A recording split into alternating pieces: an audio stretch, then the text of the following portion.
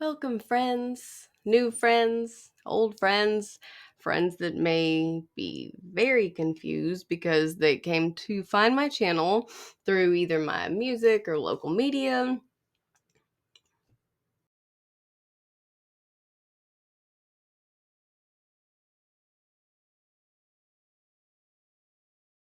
Sometimes comedy. I'm doing a comedy show, more on that later. But this channel started out as a way for me to teach philosophy. And the way that I've done that is through what I called applied philosophy, where I am translating those different lessons we may find from history and people who are long gone in the past and translating that into modern language and scenarios. Now, due to recent current events, I figured it was a great time to revisit a video I did about 10 months ago because it specifically mentions 2025 as being the pinnacle of all this unrest that we're seeing. If this is dates this video perfect. The right now currently in the news, we have Iran is enriching nuclear material. We have all kind of threats back and forth with that. The LA riots are going on. The Ukrainian-Russian conflict's going on. China may take Taiwan. Israel and Palestine are doing their thing. And the U.S. embassies are being evacuated in different locations. So we're going to revisit this book here. It's called The Fourth Turning, and figure out if these guys are really good at calculations and, finding out just how they've been so accurate with all the things coming to pass. It's like, were they psychic channeling something from the cosmos, or is there something to social sciences and human behaviors and institutional behaviors that happen in patterns? And doesn't matter if it's psychic or not. I don't know. Does any erudite methodological praxis may be indistinguishable from psychic phenomena?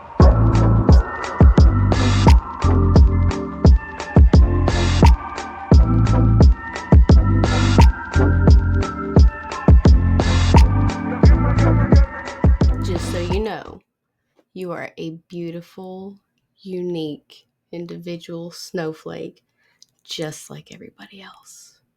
And everything that you do may be unique to you, but chances are it's been done or there's been some pattern of behavior. What I'm getting at is there are formulas that we can use through human behaviors that will help us predict what's going to happen on a larger scale, socially, politically, as we discover through history. So these guys here, William Strauss and Neil Howe, have developed the strauss-howe generational theory and created this and wrote the book, The Fourth Turning, An American Prophecy. And this goes through a theory where every 80 years or so, a new saculum, I have no idea if I'm saying that right, saculum or cycle. It says what the cycles of history tell us about America's next rendezvous with destiny. I have always noticed, myself included, political scientists have the longest titles for stuff, but you really got to fit a lot of information in to get your point across.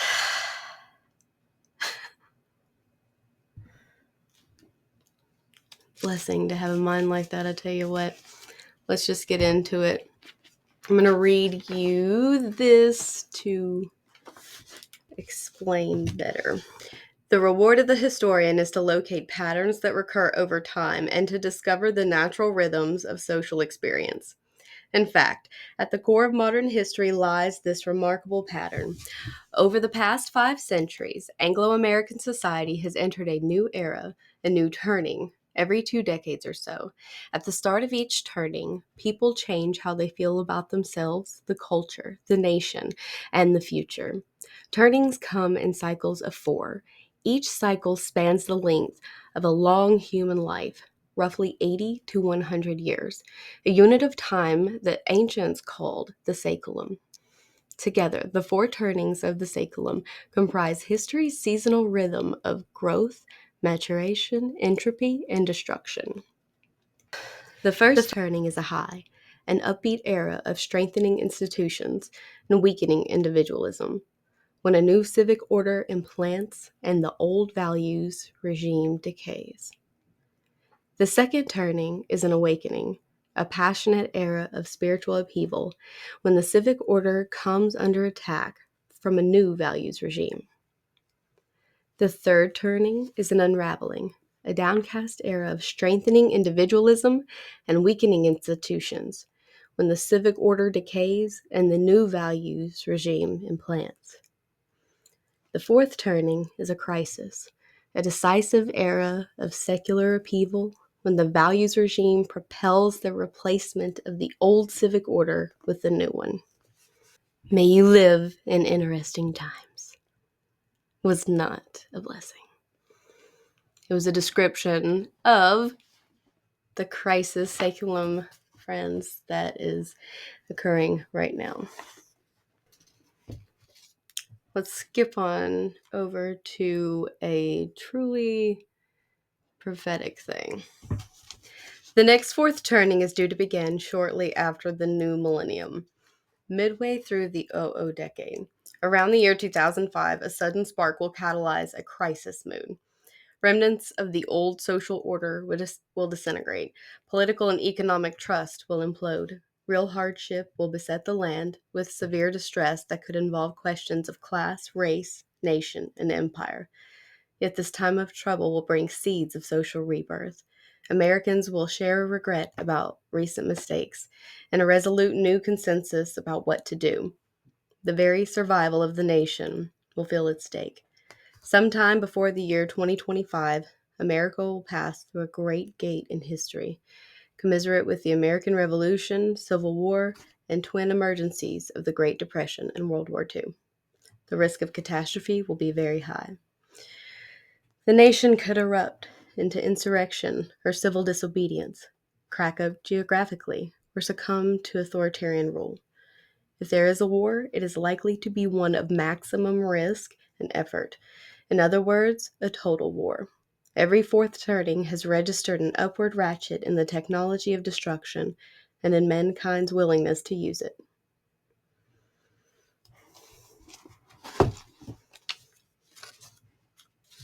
Well, I sure hope not. So with each of these different aforementioned turnings, there is a term given that kind of stereotypes the whole generation, generalizes it. So starting with a prophet generation is born during a high. So that would be millennials, grandparents that, or think more World War II vets before. A nomad generation is born during an awakening. That would be kind of like the boomers would be more nomad. Tapering off from there, a hero generation is born during an unraveling. That would be millennials. And an artist generation is born during a crisis. So the Gen Alpha, I think they're called. So knowing that we've seen these patterns throughout history, you essentially plug in the data for a formula, and then it is really clear some of the predictions that they made with this. Here's a great example of this in action. You can pause it or look at it or whichever. Look, point being, there are ways to calculate this that is foretelling our destruction. I don't know. I don't want to be that pessimistic. The next crisis era will most likely extend roughly from the middle 00s to the middle 2020s. Its climax is not likely to occur before 2005 or later than 2025, given that 32 and 52 years are the shortest and longest time spans between any two climax moments in Anglo-American history.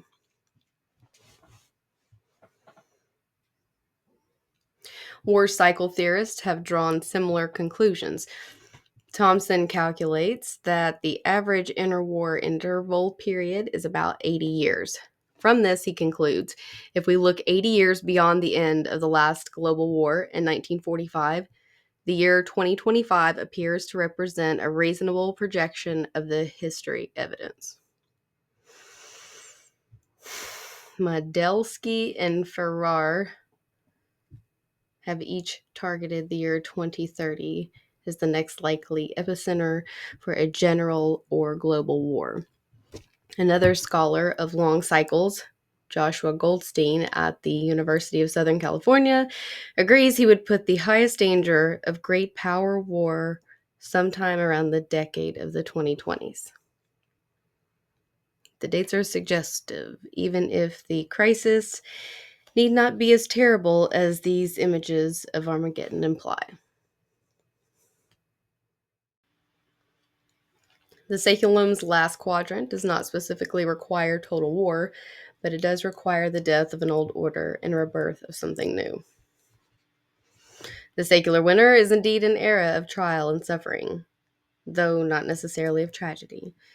Though it can produce destruction, it can also produce uncommon vision, heroism, and a sudden elevation of the human condition. Millennials are going to save all y'all. So if you want to call it the hero generation or the indigo child, or call it a social science, political science formula, or call it psychic phenomenon, it doesn't really matter what you label it. The overall outcome is it's been predicted by different forms. Even my mama would be like, oh, the end times are coming. No, we're not going there. What we're saying is you have an opportunity during this crisis unraveling era to actually say, what can I do as an individual so that if things fall apart, how are we going to put them back together? And even how can we prevent things from falling apart if you want to conserve the things that have been working. When I made that video 10 months ago, it made me wonder what I specifically could do. Because if I had that knowledge, can it prepare me for something better? And what could I even offer for that? Because really a lot of what they were talking about as far as an unraveling has to do with a social decay, as in like, not having any social cohesion. So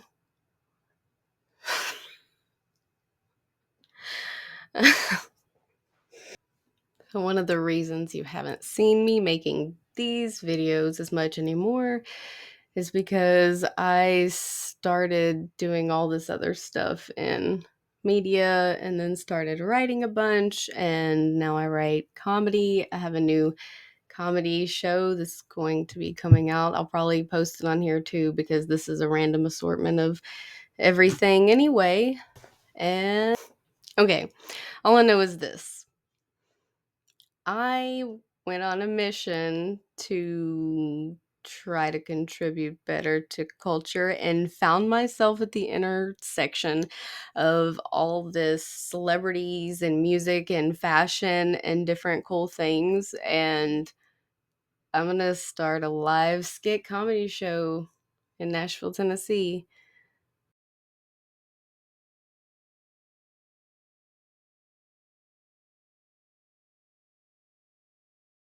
The show is called MEME, M-E-M-E, which stands for Morals and Ethics in Media and Entertainment. We look at different memes. We do lots of skit comedy. It's a bit political. It's a bit offensive at times, but it's a lot of fun. I'm going to post it here and on the other channel. I'm the only editor, producer, main star, but I have lots of help. Anyways, it's not out on this channel, but it will be soon. I'm adding new music. It's going to be fun. You'll love it. It's going to be huge, huge. Please be good to each other. Okay, love you. Bye. The way that the police chief was describing all of this. There had been no violence where anybody that was protesting hit anybody, shot anybody, threatened anybody. Nothing had happened. And